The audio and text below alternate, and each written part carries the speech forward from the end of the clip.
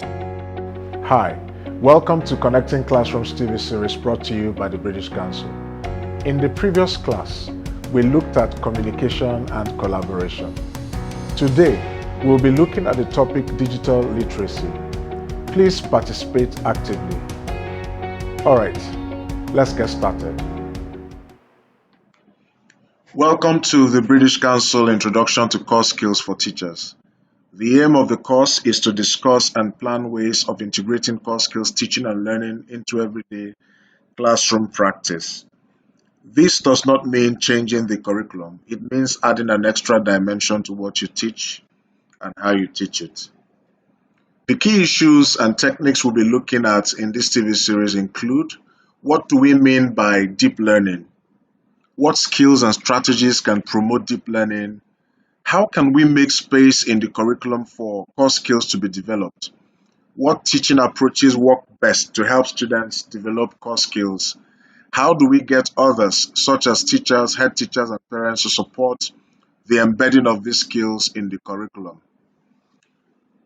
The following are the things we expect of you. Number one, we want you to think hard about how to apply the core skills to the subjects that you teach. Number two, try to implement some of the new ideas and approaches you have learned in your teaching.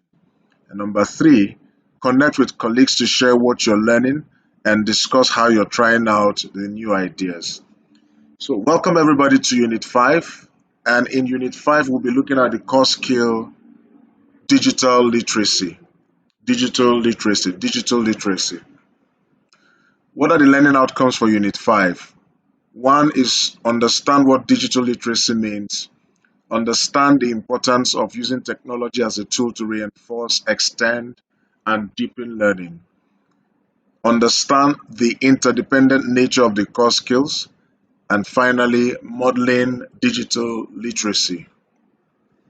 All right.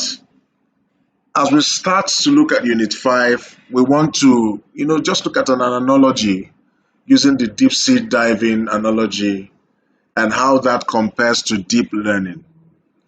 I'm sure you remember all we talked about, in the first unit about deep learning and how it is important we get our students to that point where they can apply knowledge, they can create new information or be innovative. Hopefully by now you're beginning to see the synergy between the core learning skills that we have talked about so far. To help, here is an analogy that captures the synergy of the core learning skills. And we're using the scuba diver in this instance. Now, the scuba diver who gets his wetsuit, and you can see the picture to the right-hand side of your screen so that you can follow along. The scuba diver who gets his wetsuit, and that is one core learning skill, and can go a little way down.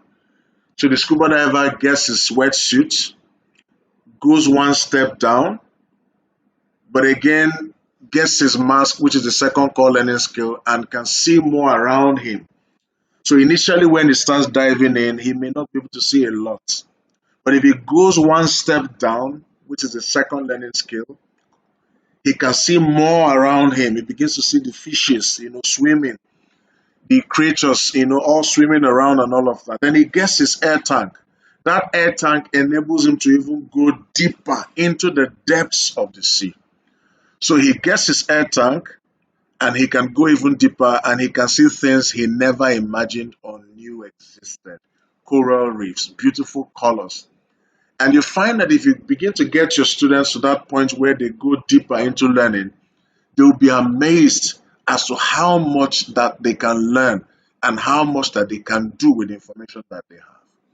So that's why the deep learning is important, that we get our students into that sphere where they go so deep into learning and they become critical thinkers and they can use the core skills as required. Again, just for emphasis, the interdependent nature of these core skills allows them to be used cooperatively to greatest effect. So we're saying that the core skills are not treated independent. They're independently. They are all interdependent. All right. There is a nice symmetry in the realization that to get on in an increasingly interconnected world means increasingly interconnected thinking for all of us.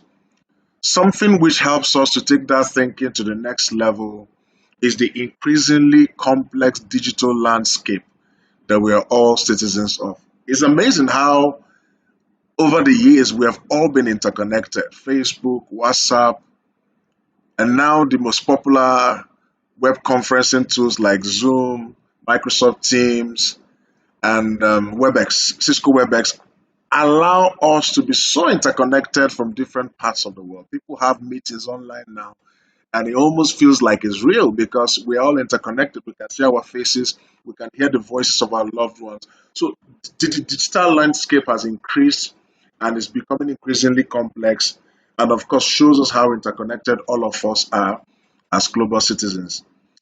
So we're now going to explore digital literacy, and that's another core learning skill that will enable our students to navigate this complex landscape. What is the British Council definition of digital literacy? It says digital literacy is using technology as a tool to reinforce, extend, and deepen learning through international collaboration, enabling the student to discover, master, and communicate knowledge and information in a globalized economy. I love this definition. I'm going to take it again, and I hope you're listening and paying attention. So, digital literacy is using technology as a tool to reinforce, extend, and deepen learning through international collaboration, enabling the student to discover, master, and communicate knowledge and information in a globalized economy. Now, Haig and Payton suggest that digital literacy is comprised of the following interrelated components.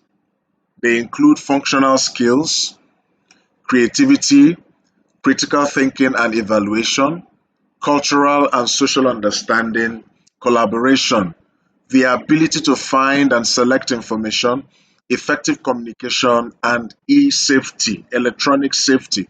I'll take them again. Functional skills, creativity, critical thinking and evaluation, cultural and social understanding, collaboration, the ability to find and select information, effective communication, e-safety.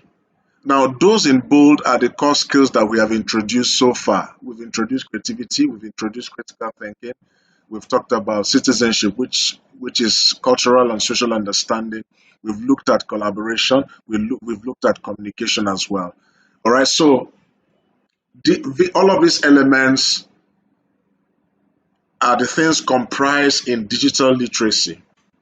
And they're all interrelated. They're all interrelated. All right. So functional skills, creativity, critical thinking and evaluation, cultural and social understanding, collaboration, the ability to find and select information, effective communication, and e-safety. Okay. Now, very quickly, I am going to be asking you to do this activity in your notebooks. Okay. So you can draw a table that looks like this. Um, Draw a table that looks like this: statement, my current situation, and my ideal situation. And I'd like you to respond to each statement according to your current situation and your ideal situation. What you will do for me is to write a number between 1 and 10 for each box, where 1 is not at all or never, and 10 is definitely or always. So if it's something that you don't always do, so you can tick 1 or write 1. And if it's something that you constantly do, always do, then write 10. But of course, the range is between 10 and 1, or 1 to 10. All right. So the first statement: I use email messaging to communicate with colleagues. What is your current situation? What will be your ideal situation? So, for example, I can say my current situation is 5, but my ideal situation will be about around 8 or 9 or 10 thereabouts. Okay. So again, I read that. I use email messaging to communicate with colleagues. What is your current situation? What is your ideal situation? I collaborate with colleagues online for planning and teaching. Example, through shared documents. I search for information on the internet to use in my teaching. I show YouTube videos or other website material to students in my class. So I read that from the top. I use email messaging to communicate with colleagues. I collaborate with colleagues online for planning and teaching. Example, through shared documents. I search for information on the internet to use in my teaching, and I show YouTube videos or other website material to students in my classes. I will give you 2 minutes to look at this table and then answer as quickly as possible. Your time starts now.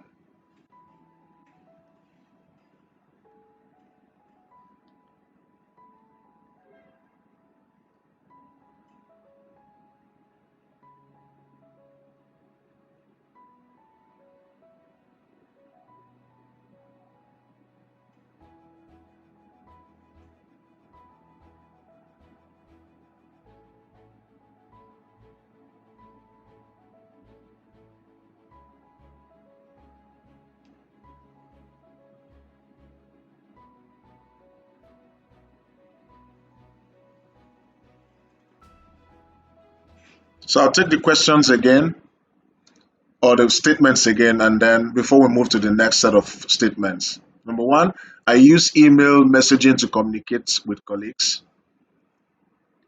I collaborate with colleagues online for planning and teaching through shared documents. What is your current situation? What is your ideal situation? I search for information on the internet to use in my teaching, and I show YouTube videos or other website material to students in my classes. So again, you still have about 40 seconds to complete this task before we move to the next set of statements. So try and complete it very quickly. What is your current situation? What will be your ideal situation?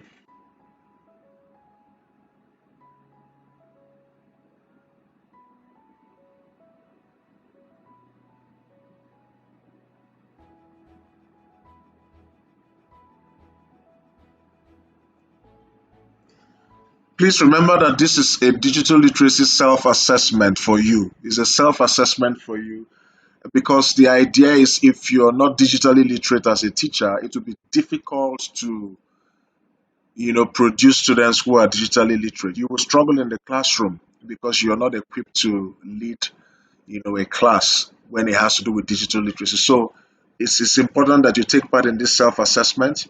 It's not to judge you, it is to provide a framework for you to be able to upgrade yourself in terms of your skill with regards to digital literacy. So again, I'll take the statements one more time and then we'll move to the next set of statements. I use email messaging to communicate with colleagues. I collaborate with colleagues online for planning and teaching, example through shared documents. I search for information on the internet to use in my teaching. I show YouTube videos or other website material to students in my classes. So take another 40 seconds to see if you can answer the questions or write, against the statements, what your current situation is and what your ideal situation should be or what you want that to be.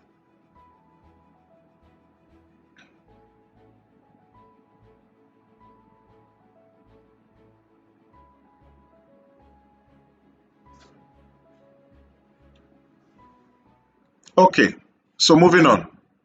The next set of statements, remember to write between 1 to 10 for each box, where 1 is equal to not at all. You don't usually do that. You've never done it.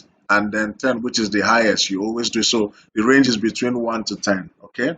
So the next set of statements, 1, I use PowerPoint or other presentation software in my classes. What is your current situation? What is your ideal situation? I set up opportunities for students to communicate with students in other schools using ICT through Skype, email, shared docs or shared documents, etc. I use software for monitoring student progress. I can create a website. I use software for monitoring student progress. I use ICT to differentiate learning for students with different needs. All right, so look at these statements again and then rate yourself. You're looking at your current situation and your ideal situation. You have 2 minutes for this particular set of statements. Your time starts now.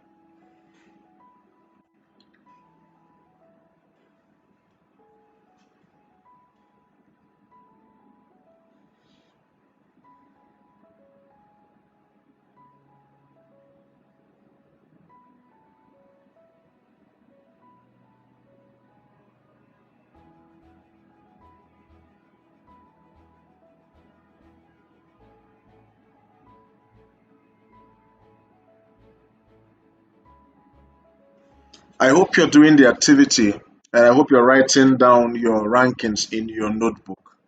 All right?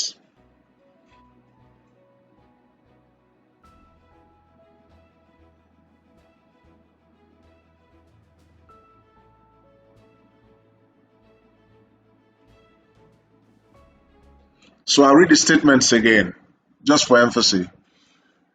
I use PowerPoint or other presentation software in my classes. I set up opportunities for students to communicate with students in other schools using ICT. I use software for monitoring student progress. I can make and edit a video. I can create a website. I use ICT to differentiate learning for students with different needs.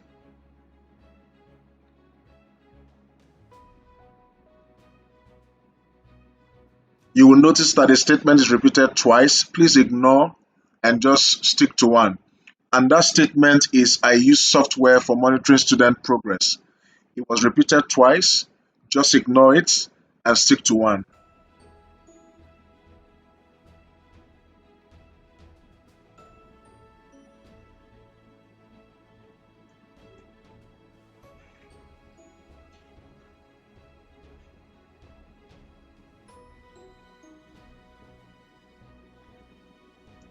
Please ensure you're participating.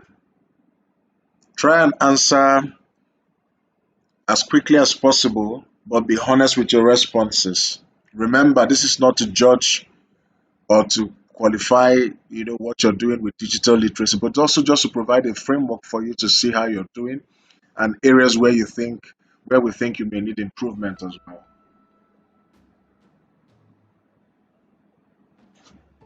So I'll take the statements again one more time before we move to the next set of statements.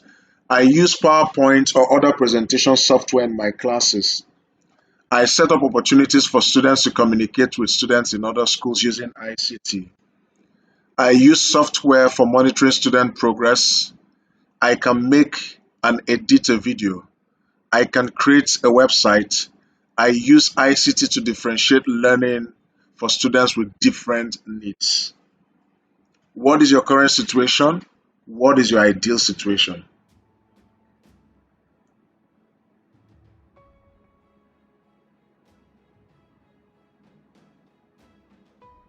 You have about 9 more seconds.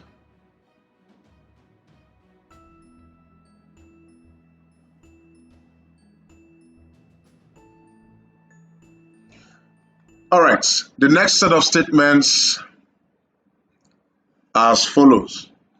I teach students about plagiarism and copyright. I encourage students to search the internet sources for their schoolwork. I teach students how to critically evaluate information they find on the internet. I teach students how to keep themselves safe online. I know how to identify and deal with cyberbullying.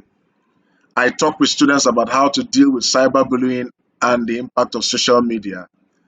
I know how to check privacy settings and control what other people can see. So the next set of statements are as follow. These are the next set of statements.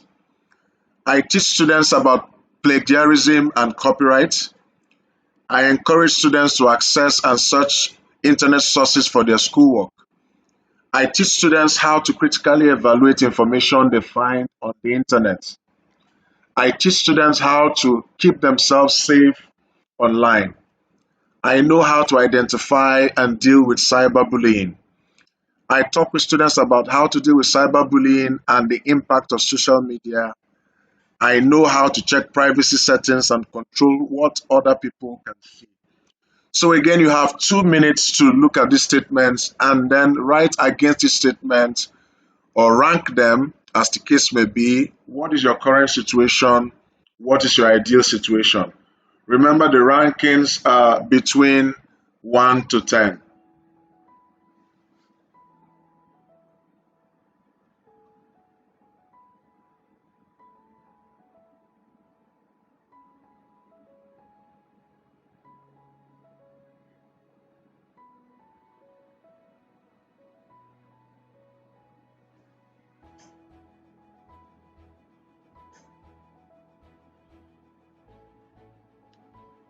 Hope you're participating. Hope you're writing down your rankings. It is important you look at these statements critically and then give it your best judgment.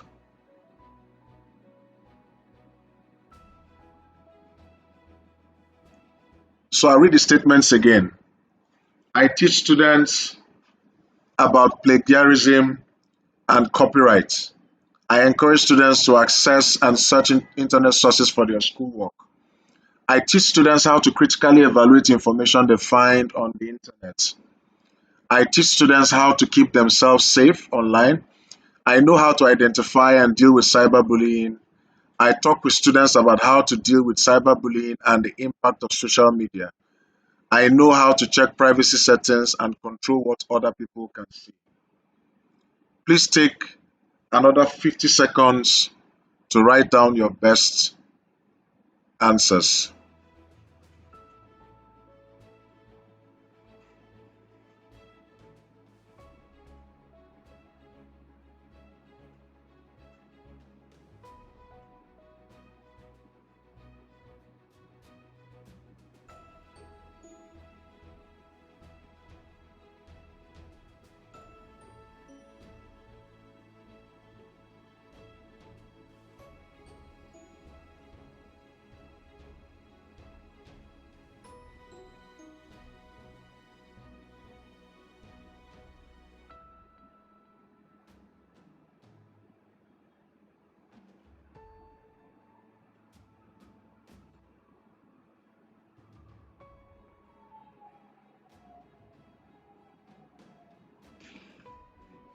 Hope you're still writing, and I hope the statements are helping you to think critically about how you've been performing with regards to digital literacy. And you're seeing the gaps that exist and how you can bridge those gaps and how you can improve yourself as a teacher as well. Because you can't give what you don't have. So if you're not digitally literate, it is impossible to train students or teach students how to be digitally literate. So these are very important statements, and it's also very key that you participate in ranking and doing all of the activities we have given so far.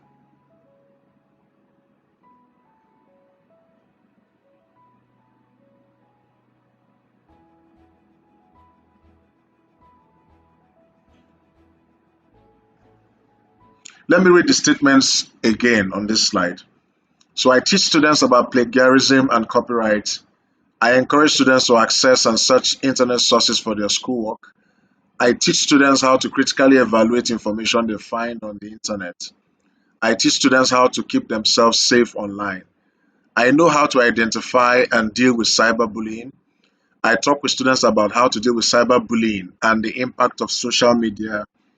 I know how to check privacy settings and control what other people can see. Very important statements. So you have about 40 seconds more to look at this before we move on to the next set of statements.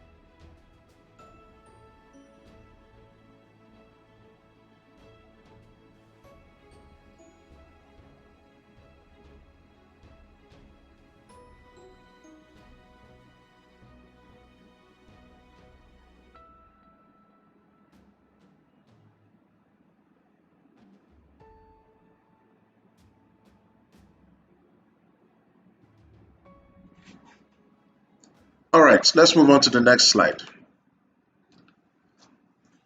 So these are the final thoughts on digital literacy in the classroom. Digital literacy includes the ability to understand how such tools can be used meaningfully for effective learning and the development of skills to locate, organize, understand, evaluate, analyze, communicate, collaborate, and effectively create and apply knowledge and information using new technologies. When incorporating digital technologies, teachers should consider each digital tool and resource in terms of its potential to foster new learning experiences and wider skills development. So, again, I want to ask you to think about your context, whether you're in a private school or a public school. What are some of the digital tools that you think will enable you to teach effectively, especially during this COVID-19 pandemic where we're doing remote learning? What are those tools? What are those digital literacy tools you think you can deploy so that you can engage your students and then they can begin to also develop all of the core skills we've talked about so far? So take a few minutes and then think about what I've just asked. Write down in your notebook what exactly are those tools that you think you can deploy. How can you incorporate digital technologies into your classwork, your lessons? How would you do that? So please take about a minute and write down your responses in your notebook.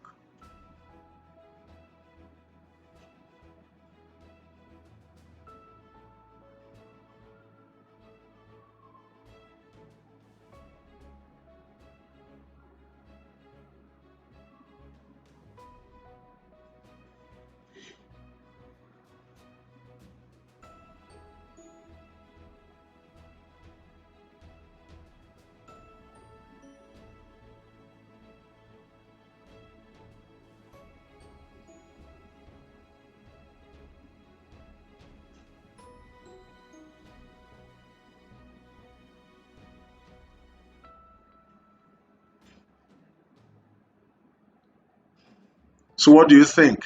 Think about your context, think about where you teach currently, and also think about the way you can handle remote learning or remote teaching and what tools you can deploy.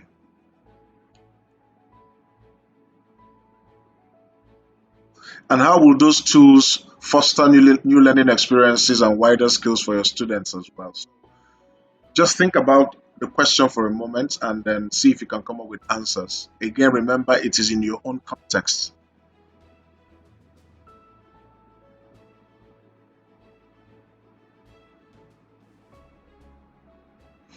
The next set of question will then be if you know you're lacking behind or you don't have adequate digital literacy skills, how can you then upgrade your skills? What are the things you need to begin to do now? What sort of research should you be doing? What sort of questions should you be asking as a teacher? How would you catch up with the trend? And how would you be able to empower your students to also catch up with the trend so that no child, no student is left behind in this globalized digital world?